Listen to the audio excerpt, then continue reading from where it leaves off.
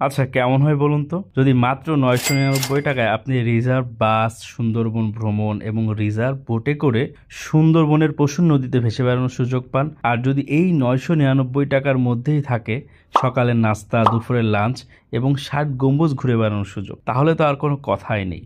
তো চলুন আজকে আপনাদেরকে এমন একটা রিজনেবল প্রাইজে ঘুরে বেড়ানোর গল্পটা শেয়ার করি।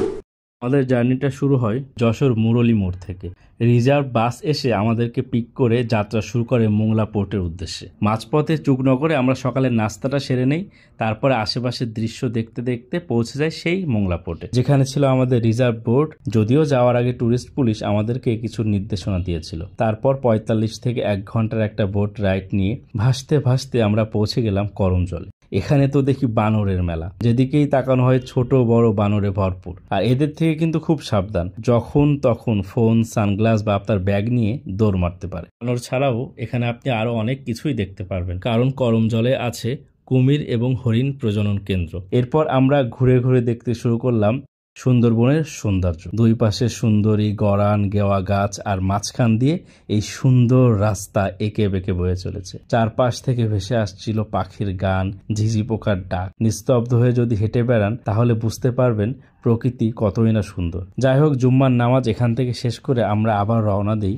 মোংলা পোর্টে। সেখানে দুপুরের লাঞ্চ সেরে এখন আমাদের গন্তব্য 60 গম্বুজ মসজিদ। এন্ট্রি ফি 30 টাকা দিয়ে প্রবেশ করলাম মসজিদের ভিতরে। কতই না প্রত্নতাত্ত্বিক নিদর্শন আছে এই 60 গম্বুজ মিউজিয়ামে। মসজিদের সামনে যতই যাই কখনো এটার সৌন্দর্য কম হয় না। মসজিদের পিছনে আছে ঘোড়া দিঘি। সবকিছু ঘোরাফেরা শেষ করে এবার বাসায় যাওয়ার পালা।